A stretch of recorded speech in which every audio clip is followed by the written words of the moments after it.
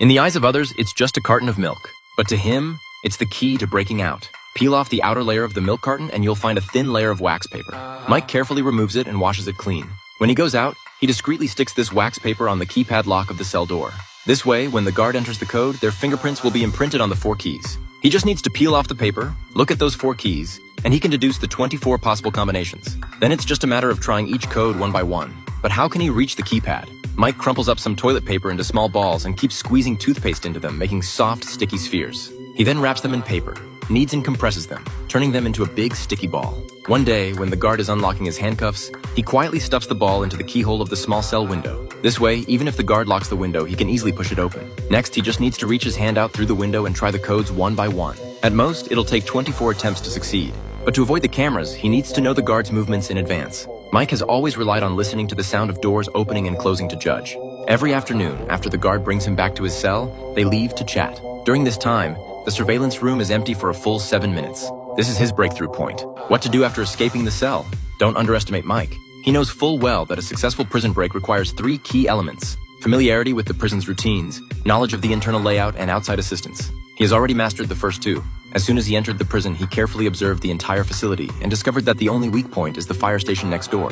The problem is, only the solitary confinement cell is close to that side. So he deliberately provokes and seriously injures the prison bully, successfully getting himself locked in solitary. Once he cracks the code and opens the door to the dark cell, he crawls through the ventilation duct leading to the fire station.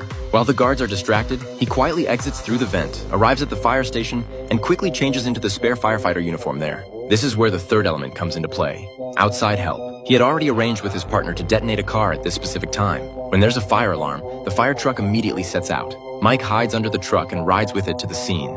Amidst the chaos, he crawls out from under the vehicle, gets into the getaway car, and successfully escapes. However, Mike is not a criminal. He's a prison escape expert hired by the Federal Bureau of Prisons. His job is to test the security defenses of top prisons across the country. He uses a fake identity to infiltrate prisons and relies on his own abilities to break out. In 7 years, he has challenged 15 high-security prisons, and not one has been able to hold him. Until one day, the CIA approaches him. They mention a mysterious prison that holds villains unwelcome in any country.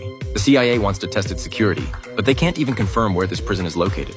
The mission is extremely dangerous, but Mike still readily agrees. To be safe before setting out, his assistant implants a miniature GPS into his arm.